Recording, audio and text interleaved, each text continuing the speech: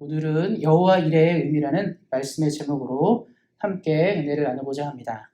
1799년에 나폴레옹의 이집트 원정 군대들이 이집트의 조그만 마을 로제타라는 곳에서 하나의 귀한 돌을 발견했습니다.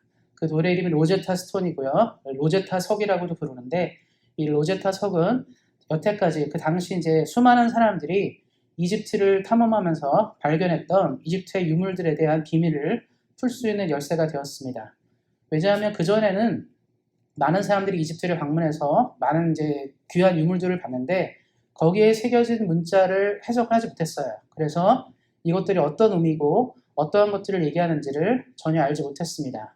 그런데 이 로제타 마을에서 발견된 이 돌에는 세 개의 이제 언어로 기록되어 있었습니다. 고대의 이집트 언어, 또 조금 지난 다음에 이집트 언어가 있었고, 하나는 이제 이 헬라어가 있었어요. 헬라어로 비문이 적혀 있으면서 사람들이 대조하게 되면서 로제타석을 통해서 이집트 문자를 해독하게 되었습니다. 그래서 지금 이제 사람들은 이집트 문명이 어떻게 출발되고 어떤 의미를 지니고 나일강에서 시작된 이집트 문명이 어떻게 세계에 영향을 주는지를 알게 되었습니다.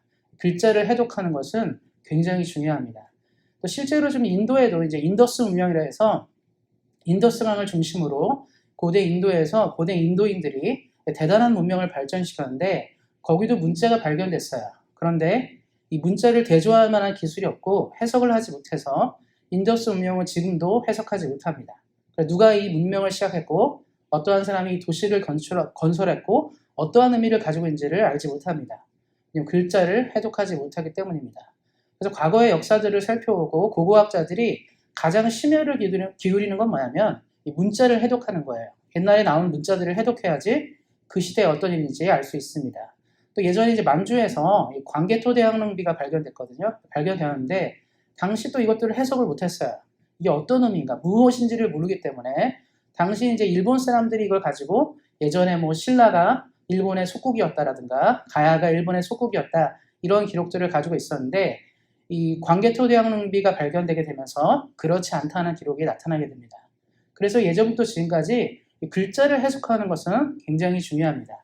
제가 근데 왜 이렇게 시작하냐면 우리가 여호와 이레 성경에서 많이 들어보셨을 거고 이 뜻을 아셨을 텐데 사실 이것도 글자의 해석에 대해서 어떻게 해석하냐에 따라서 이것들의 의미를 알 수 있습니다. 그래서 오늘은 여호와 이레가 진짜 어떤 의미를 담고 있는지를 살펴보면서 함께 은혜를 나누었으면 좋겠습니다.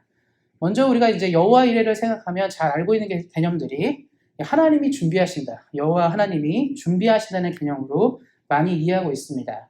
그래서 여호와 이레 이제 노래 같은 거 오면 내 쓸 것을 채우신다, 내 것을 준비하신다 이런 의미로 우리가 여호와 이레를 알고 있는데요. 사실은 이제 여호와 이레는 이 히브리어 원어 의미로는 조금 다른 의미를 가지고 있습니다. 그래서 오늘은 이 두 개의 의미를 가지고 함께 말씀을 나누고 싶습니다. 한글 번역에서는 그냥 우리가 이제 오늘 읽었던 것처럼 14절 말씀이 이렇게 되어 있습니다. 여호와의 산에서 준비되리라. 그래서 여호와 이레를 딱 생각하면 하나님이 준비시키시고 예비시켜 주시고 채워주시는 하나님에 대해서 많이 생각하는데요. 원어의 의미는 여호와가 보신다. 여호와가 나타나실 것이라는 의미를 가지고 있습니다. 그러니까 이 여호와 이레라는 이 단어 자체에 우리가 아는 것처럼 준비한다, 예비한다의 의미보다는 여호와가 보신다, 여호와가 나타날 것이다 이런 의미가 더 자세히 나타난다고 볼 수 있습니다. 그래서 먼저 여호와가 보신다의 개념들을 이 사건을 통해서 어떻게 이해해야 되는지를 보도록 하겠습니다. 먼저 이제 말씀 우리 22장 전체 내용은 너무 잘 알기 때문에 다 읽지 않았습니다. 우리 아브라함이 자식 이삭을 하나님의 뜻 가운데서 밭으로 들어가죠. 모리아산에 가서 아들을 이제 제물로 드리는 그런 내용들입니다. 하나님이 아브라함이 말씀하셨죠. 어느 날 말씀하셨습니다. 내 독자 이삭을 번제물로 드려라. 그래서 이 아들을 번제로 드리기 위해서 모리아산으로 가는 장면들과 거기서 아들을 잡으려는 내용들이 여기에 들어져 있습니다. 그러면서 우리가 봐야 되는 것은 그러면 우리가 기억하는 건 뭐냐면 아브라함이 아들 이삭을 데리고 가고 아들을 잡으려고 할 때 하나님이 갑자기 나타나서 아들을 죽지 마라. 그리고 내가 너 믿음을 보았다. 뭐 이런 내용으로만 기억하고 있잖아요.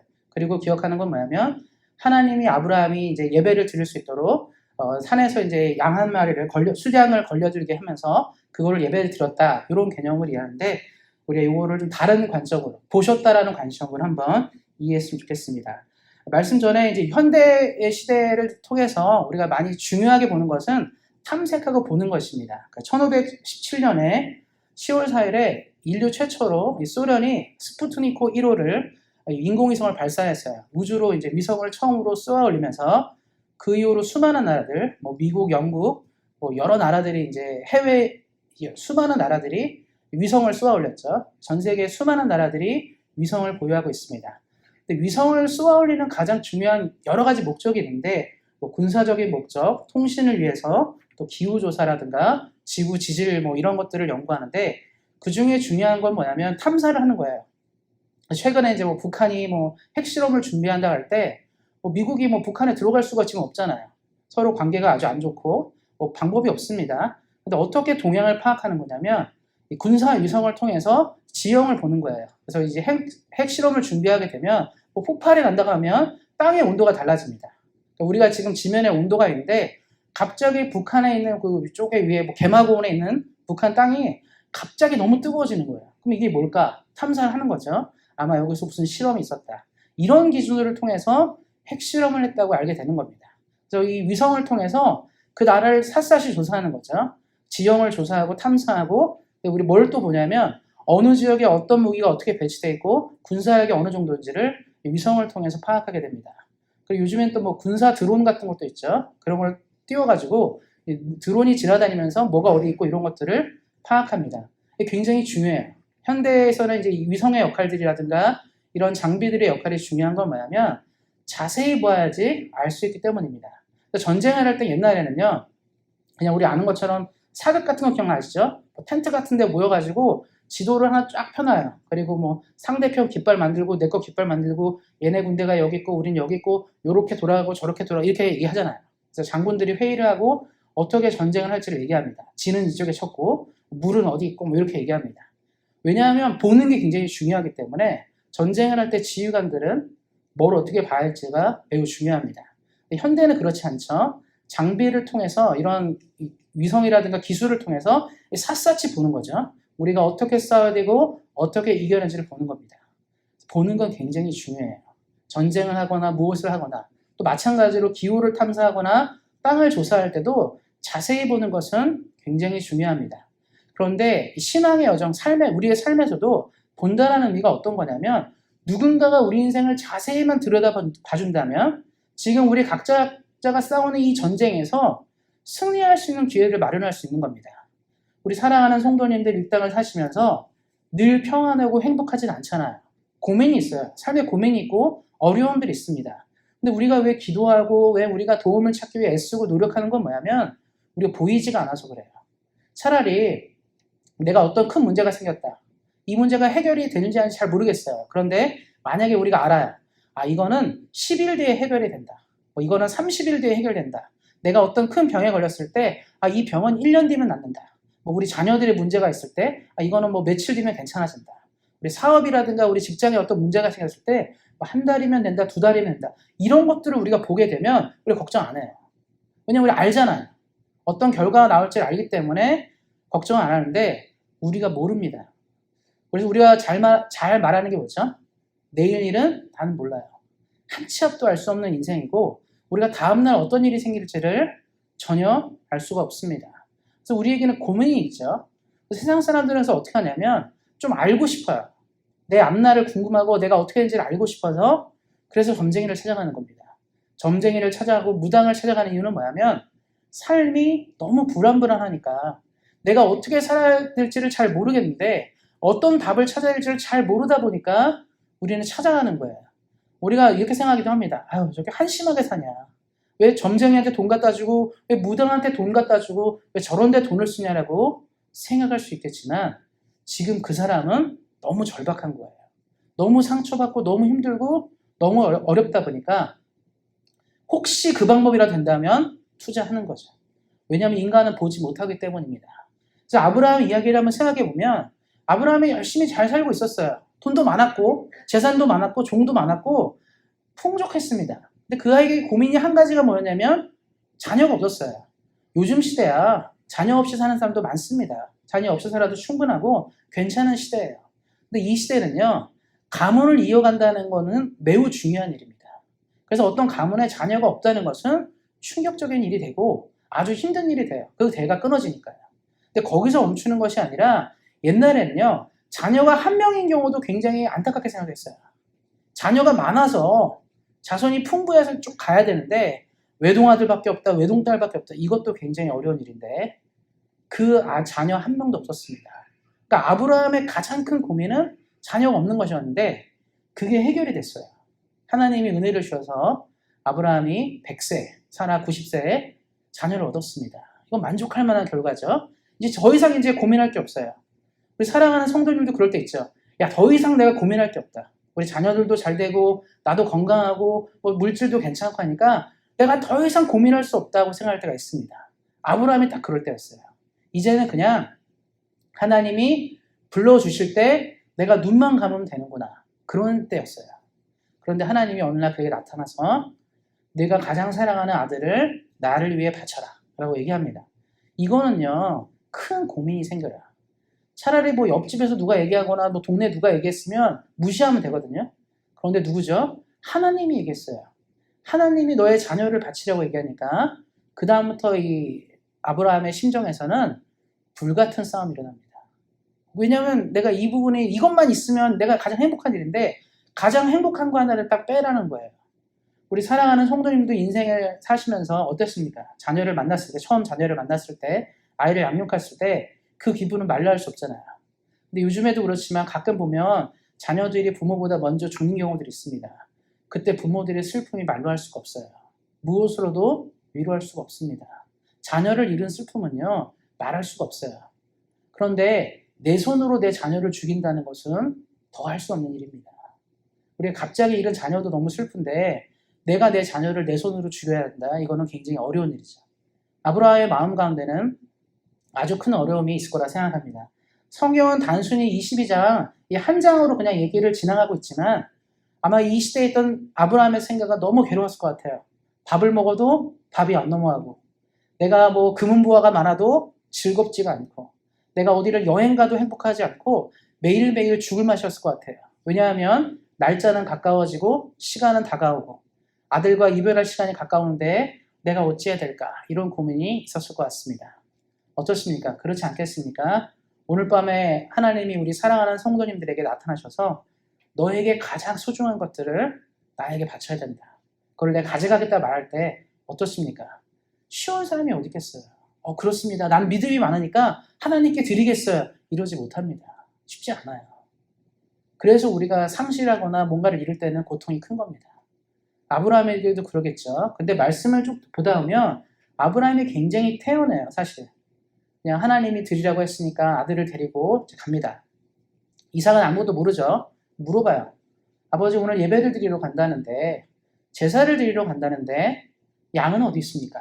왜냐면 이 시대에 양으로 제사를 드렸잖아요. 양이나 소가 있어야 되는데 그게 없어요. 그래서 물어보는 거죠.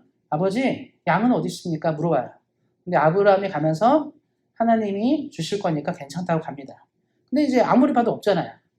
산까지 올라갔습니다. 이제 제사를 드리러 산까지 올라갔는데 여전히 없었어요. 그 얘기는 뭐죠? 이삭에게도 뭔가 이제 생각이 들겠죠. 여기까지 왔고 뭔가 예배를 드리는데 좀 이상해요.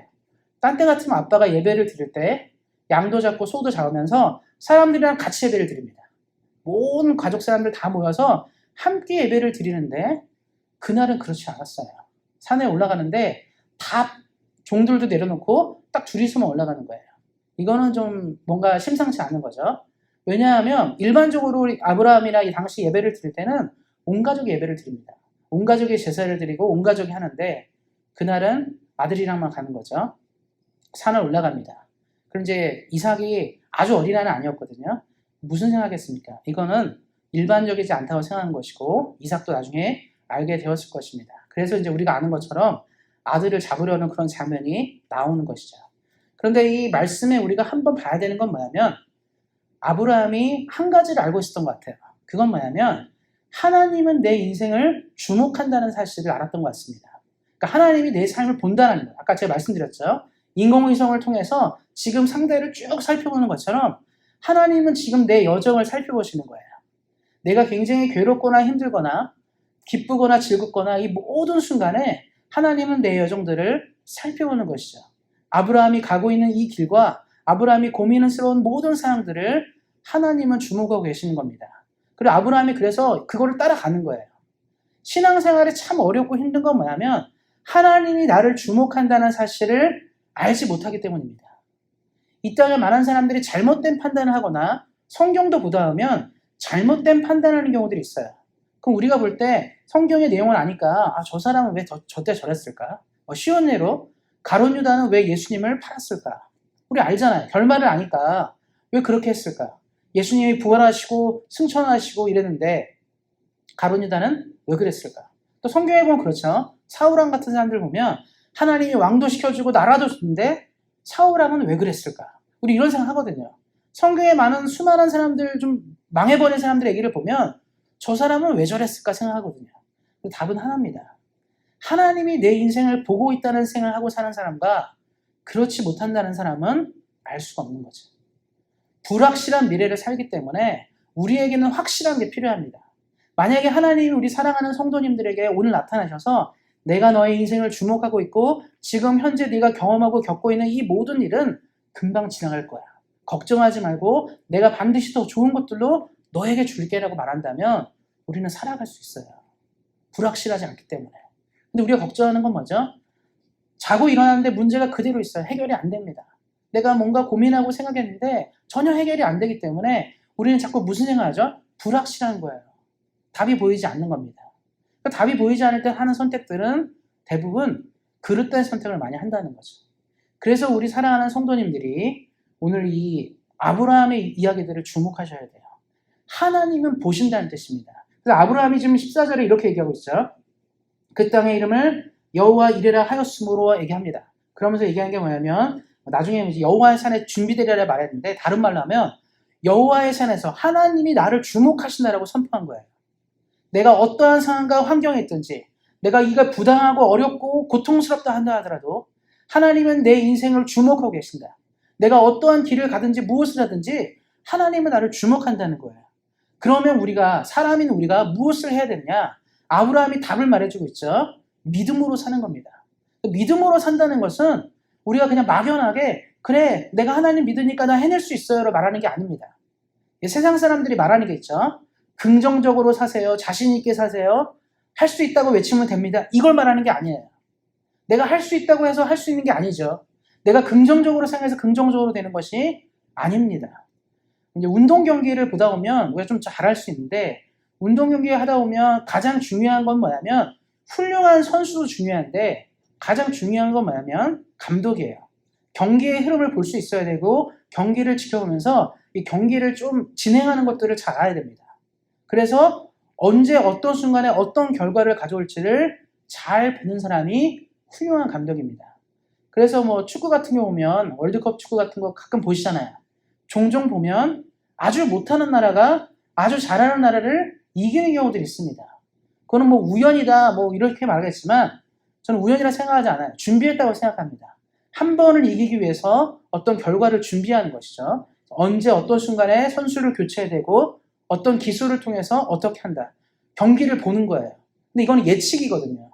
그냥 이렇게 되지 않을까? 이런 식으로 하면 되지 않을까 해서도 그거를 갖고 가는 겁니다. 근데 이것도 사실 불안한 거죠. 그래서 이 감독들이 운동선수 감독들이 운동하는 선수들 감독들이 잘 돼가지고 이렇게 되면 이런 얘기를 해줘요. 감독이 신의 한 수를 썼다. 정말 잘했다 얘기하는데 그게 안 되면 뭐라는 소리를 듣죠? 패착이다. 잘못 판단했다. 감독의 문제로 다 뒤집어 쓰게 됩니다. 이게 굉장히 그래서 예측하는 게 어렵다는 거죠. 인생은 더 그래요. 이런 경기들도 이렇게 예측하고 이런 게 너무 중요하지만 삶은 더 그렇습니다. 그래서 믿음이라는 게 뭐 긍정적으로 생각한다, 뭐 방하는다 이런 개념이 아니에요. 그러니까 아브라함이 생각한 건 뭐냐면 긍정적으로 생각하고 나는 할 수 있고 뭐 이런 걸로 생각한 게 아닙니다. 아브라함이 판단한 건 뭐냐면 온 우주와 만물을 지으신 그리고 내 삶을 지으신 하나님이 지금 여기서 내 삶을 주목한다. 내가 걷는 이 발걸음을 주목하게 계시고 내가 선택하는 이 모든 것들을 보고 계신다라고 확신하는 것입니다. 우리 사랑하는 성도님들 힘들고 어려운 일 있습니까? 고통하는 일 있습니까? 불확실한 미래에 대해 아직 보지 못한 일에 근심이 있습니까? 기억하셔야 됩니다. 하나님은 이 전 세계 70억의 모든 사람들의 삶을 오늘도 주목하고 계세요. 근데 그 중에서도 하나님을 믿고 하나님을 사랑하는 자신의 백성을 향해서 성경에 나온 것처럼 눈동자를 크게 뜨시고 지켜보고 계십니다. 하나님의 눈은 지금 우리 사랑하는 성도님들을 지켜보고 계세요. 어떻게 살고 어떤 선택을 하는지를 주목하고 계시는 겁니다. 아브라함은 선택을 잘했어요.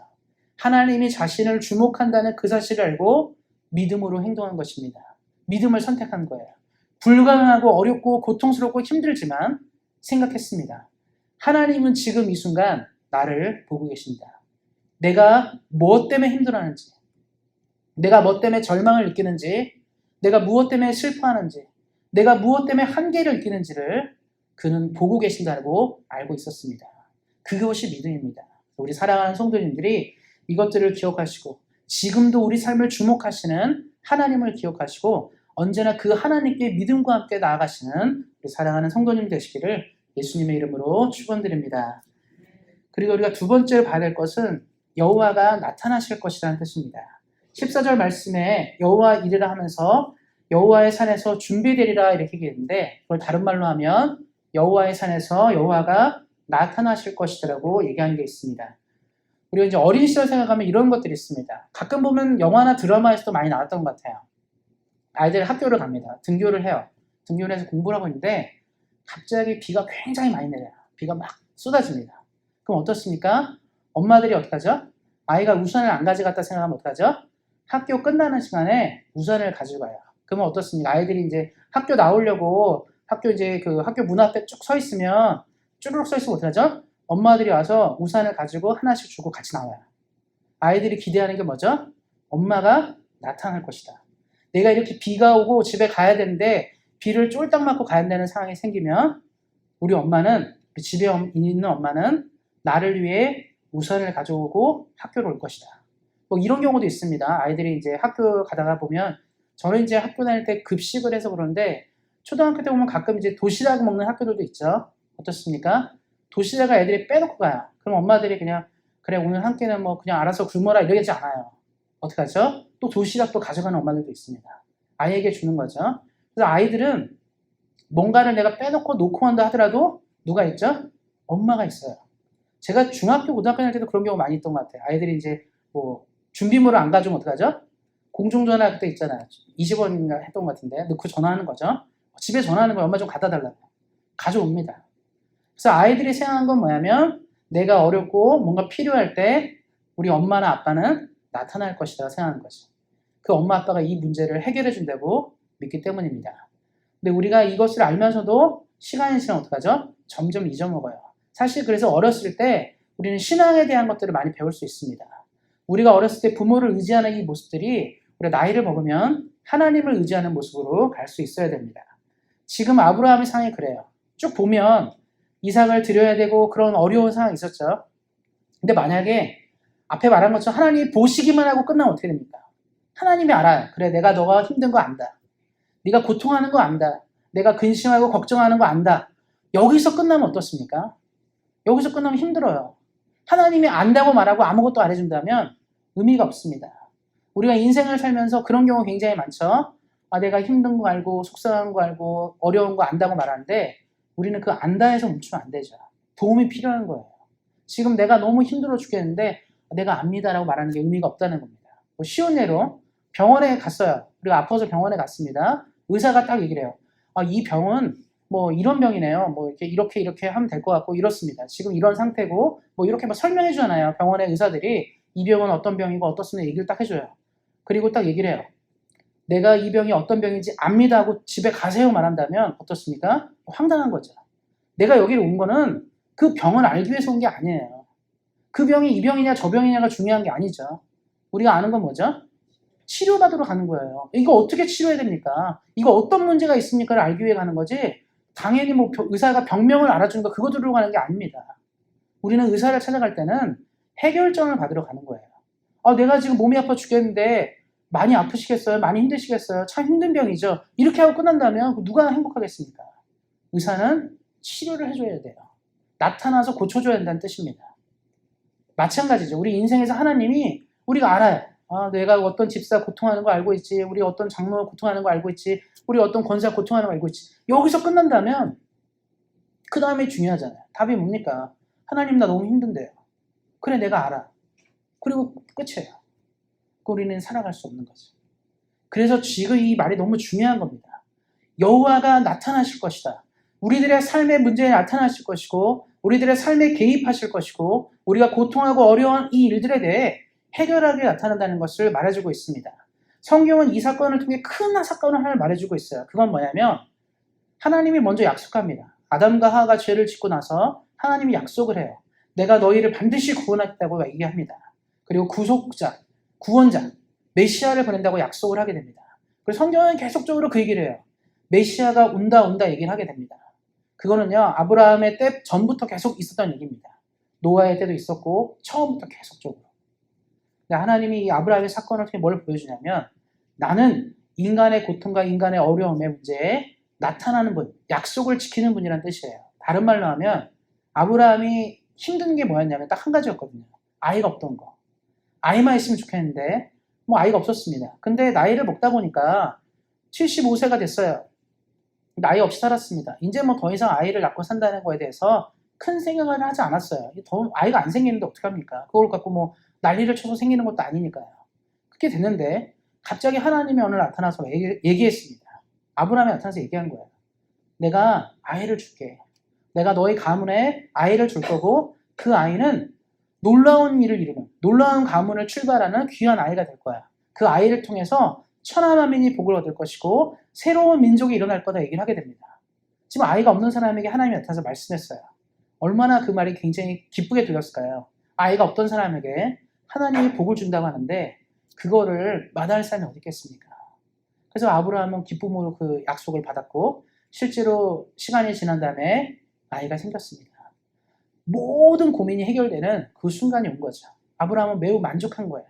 이 아이를 통해서 이뤄가는 모든 것이 있기 때문에. 그렇기 때문에 하나님이 이 아이를 보내주신 사실을 믿었고 또 아이를 양육하면서 즐거움이 있었습니다. 그리고 기대감도 있었어요. 하나님이 아이를 주기 전에 뭐라고 말했죠? 이 아이는 크게 될 거다. 이 아이를 통하여 수많은 민족들이 구원을 얻게 될 것이다. 이런 이제 기쁨을 받은 거 아니겠습니까? 근데 이삭을 얻었을 때는 그 기쁨이 있었는데 갑자기 오늘 22장에 하나님이 그 이삭을 바치라고 말하는 거예요. 그럼 아브라함에게 생각하는 것 어떤 생각이 있었습니까? 하나님은 내게 약속을 했어요. 이삭을 통해서 비전을 이루겠다. 이삭을 통해서 하나님의 뜻을 이루겠다 말했는데 하나님 이삭을 데려간다고 말했다는 것은 뭡니까? 말이 안 맞는 거예요. 내가 이 아이를 통해서 민족을 이룬다고 말했는데 지금 이 아이를 달라고 말하는 것은 말이 안 되는 겁니다. 그래서 아브라함이 생각한 건 뭐냐면 이거는 하나님의 뜻 가운데 있는 거라고 생각한 거예요. 다른 말로 하면 하나님이 약속은 이삭에게 있었으니까 이삭을 통해서 이루어질 걸 믿은 겁니다. 나중에 이제 히브리서 기자는 이걸 뭐라고 표현하냐면 우리가 볼 때 여기서 이삭이 죽지 않았죠. 이삭이 죽지 않았어요. 근데 히브리서 기자는 뭐라고 얘기하냐면 아브라함은 이 순간에 뭘 믿었냐면 부활을 믿었다고 얘기하더라고요. 내 아이가 지금 죽는다 하더라도 하나님의 약속이 어디 있죠? 이삭을 통해서 이룰 것이다. 이삭을 통해서 가문을 이룬다고 말했기 때문에 세상에 가장 높으신 하나님은 내 아이를 지금 데려간다 하더라도 이 아이를 그대로 돌려줄 뿐이라 믿었다는 거예요. 그래서 히브리서 11장에 뭐라고 나왔냐면 아브라함은 자신의 아이가 죽을 것을 알았고 이 죽은 가운데 다시 돌려받을 걸 믿었다는 말이 써 있습니다. 그러니까 이 당시 사람들의 개념에 부활이라는 개념이 없었는데 아브라함이 그 부활의 개념을 받아들였다는 거예요. 우리는 교회를 다니고 신앙생활하면서 예수님의 부활을 믿습니다. 우리 모두는 예수의 부활을 믿고 예수님을 통해 영생을 얻음을 믿습니다. 그런데 이거는 성경에 써 있어요, 사실. 예수님을 믿으면 부활이 있고 예수님 부활하셨고 영생이 있다는 걸 써 있기 때문에 우리가 알고 있고 또 수많은 사람들이 그걸 전했기 때문에 아는데 이 당시 아브라함은 그 개념이 없었어요. 다른 말로 하면 부활이라는 단어가 없었다는 뜻이에요. 그런 단어가 없기 때문에 전혀 이해할 수 없었는데 아브라함은 믿었다는 거예요. 내 아이가 부활될 거다. 내 아이가 살아날 거다. 이걸 믿었다는 거죠. 다른 말로 하면 하나님은 약속을 성취하는 하나님. 내 인생을 개입해서 내 인생의 문제를 바꿀 수 있는 분. 다른 말로 하면 하나님이 나타날 거라고 얘기한 건 뭐냐면 하나님이 답을 줄 거라는 거예요. 지금 현재 내 문제에 대해서 개입하신다는 겁니다. 우리 성도님들 신앙생활 하시면서 성경에 5만 가지 복이 다 있잖아요. 나를 잘 믿으면 복 줄 것이다. 나를 잘 믿으면 뭐가 될 것이고 뭘 은혜가 막 별 복이 다 있습니다. 장수하는 복, 물질의 복, 건강의 복, 수많은 복들이 있거든요. 사실 성경 읽다 보면 그런 게 있잖아요. 내 말을 잘 섬기고 나를 잘 따르면 내가 너에게 큰 복을 줄 것이고 머리가 되고 꼬리가 되지 않은 복을 줄, 이런 말 나오잖아요. 근데 어떤 사람은 이 복을 약속을 받는 사람도 있어요. 약속을 취하는 겁니다. 하나님이 내게 이렇게 약속하셨으니까 이 약속은 응답됩니다. 하나님 내게 이 은혜를 주셨으니까 이것은 될 것을 믿습니다 가지고 살아가는 겁니다. 그리고 가장 힘들고 어려운 순간에 우리가 외치는 거죠. 여호와가 나타나실 것이다. 하나님은 내 삶에 개입하여 주셔서 내 삶의 문제를 해결하는 분이라는 것을 고백하는 것입니다. 아브라함이 승리한 건 뭐냐면 이걸 믿었다는 거예요. 그리고 성경은 아브라함의 믿음을 따라서 무엇을 합니까? 나중에 우리가 성경을 읽다 보면 알겠지만 하나님의 독생자 아들 예수님이 이 땅에 오셔서 자신의 몸을 드리고 십자가에 달려 돌아가시고 3일 후에 부활하시고 우리에게 부활의 기쁨을 주셨습니다. 근데 하나님이 먼저 보여주신 거예요. 아브라함의 이 이야기를 통해서 이 일이 진짜로 있을 것이다. 실제로 일어날 것을 보여주신 것입니다. 신앙생활은 그래서 우리가 이게 굉장히 중요해요. 우리가 많은 사람들이 좌절하는 이유 중에 하나는 뭐냐면 여호와가 보신다 해서 멈춰요. 하나님이 보신다. 나를 보신다. 우리 삶을 보신다. 우리 믿잖아요. 여기서 멈춥니다. 근데 여기까지 가야 돼요. 여호와가 나타나실 것이다. 지금 2022년 이 세상을 살면서 고통하는 우리들의 삶에 지금 하나님이 필요하세요. 우리 사랑하는 성도님의 삶 가운데 오늘 필요하십니다. 지금 있어야 돼요. 뭐 내일은 어제 있어야 되고 그저께 이게 아니라 지금 오늘 있어야 됩니다. 우리에게 지금 필요해요. 10년 뒤에 있으실 거야. 20년 뒤에 이게 아니라 난 오늘 살잖아요. 내일 어떻게 될지 모르는 우리들의 삶인데 내가 지금 필요한 건 오늘입니다. 그래서 우리의 삶의 믿음이 뭐냐면 하나님이 지금 고통하는 내 인생에 나타나실 것이다. 내가 답을 내지 못하고 내가 길을 내지 못하고 내가 근심하고 걱정하고 이 모든 상황을 아시는 하나님이 보고 멈추는 것이 아니라 나타나서 해결하는 겁니다. 그래서 아브라함과 이삭이 이 하나님의 이 상황에 있을 때 어떤 일이 생겼습니까? 하나님이 개입했어요. 나타나셨습니다. 그리고 뭐라고 말씀하시죠? 이삭을 죽이지 말라. 내가 너의 믿음을 보았다고 말씀하시면서 끝나지 않죠. 이들에게 필요한 양이 필요했는데 말씀에 나온 것처럼 숫 양을 발견합니다. 하나님이 준비한 거죠. 그래서 아브라함이 이렇게 얘기하는 거예요. 여호와는 나를 보셨고 그리고 그는 지금 이 순간에 나타나셨다. 그래서 여호와의 산에 준비된다. 이 뜻은 뭐냐면 하나님의 사람은 하나님의 때에 하나님이 보시고 나타나실 것이다. 하나님이 우리 성도들의 삶에 우리 사랑하는 성도님들의 삶에 고통과 어려움에 나타나실 것이다. 이걸 믿으라는 겁니다. 믿음은 다른 게 아니에요. 어떤 특별한 그런 게 아닙니다. 갑자기 우리가 기도해서 누가 이런 게 아니에요. 뭔가 기적을 이런 게 아니라 너무 단순하죠. 하나님이 내가 나타나실 거를 믿는 거예요. 지금 어렵고 힘든 내 삶에 우리 성도님들 기도 제목 있잖아요. 기도하는 것들이 있습니다. 이것만 이루어지면 좋겠는데 그 문제에 나타나셔야 되는 거예요. 아브라함은 이 나타나시는 하나님을 만났기 때문에 인생이 달라졌습니다. 아까 제가 전에도 잠깐 말씀드렸죠. 비가 너무 많이 올 때 아이들이 우산이 없어도 아이들은 믿어요. 집에 있는 우리 엄마가 우산을 가져올 것을 믿습니다. 그래서 기다려요.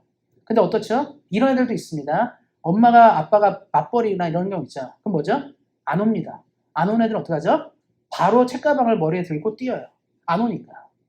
근데 하나님 우리 성도님들이 책가방 들고 뛰길 원하지 않으시는 거예요. 나는 올 건데. 그래서 어떻게 하죠? 어떤 애들은 끝까지 기다려요. 우리 엄마는 나를 외면하지 않으니까. 마찬가지로 하나님은 지금 우리 사랑하는 성도님들의 삶을 절대로 외면하지 않습니다. 비가 내리고 폭풍우가 치는 그 순간에 우리가 그 자리에 서 있어도 하나님 오십니다. 우리 사랑하는 성도님들 이걸 기억하시고 참 어려운 시대잖아요. 전쟁의 소문도 끊이지 않고 역병의 소문도 끊이지 않고 정말 우리는 또 이 시대를 어떻게 살아야 될까? 우리가 또 젊은이들처럼 힘이 많고 능력이 많은 것도 아니고 이제 점점 쇠락해지는데 나는 과연 이 시대를 잘 살아갈 수 있을까? 고민이 있을 수밖에 없습니다. 그래서 기억하셔야 돼요. 그래서 하나님 오늘 우리에게 나타나시고 오십니다. 이 은혜를 붙잡고 사시는 성도님들이 이 시대를 승리하며 살아갈 수 있을 것입니다. 그것들을 기억하시고 항상 기억하셨으면 좋겠습니다. 하나님은 내 삶에 나타난다.